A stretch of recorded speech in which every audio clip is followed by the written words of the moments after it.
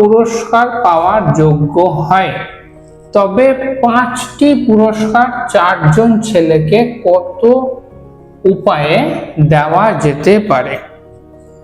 বোঝা গেল? তো এখানে প্রবলেমটা কি বললো, প্রতিটি ছেলে সব পুরস্কার পাওয়ার যোগ্য। এখানে দেওয়া আছে টোটাল 5টা পুরস্কার, টোটাল 5টা পুরস্কার, আর ছেলে আছে কজন? 4জন। তো 4জন ছেলে প্রত্যেকেই পুরস্কার পাওয়ার যোগ্য। বুঝতে পেরেছ? প্রত্যেকেই পুরস্কার পাওয়ার যোগ্য। তাহলে তুমি এই 5টা পুরস্কার 4জনকে কত উপায়ে দিতে পারবে? তাহলে দেখো, পুরস্কারটার ক্ষেত্রে আমার চয়েস কত? 4, তাই না? 4জনের মধ্যে যে কেউ হতে পারে।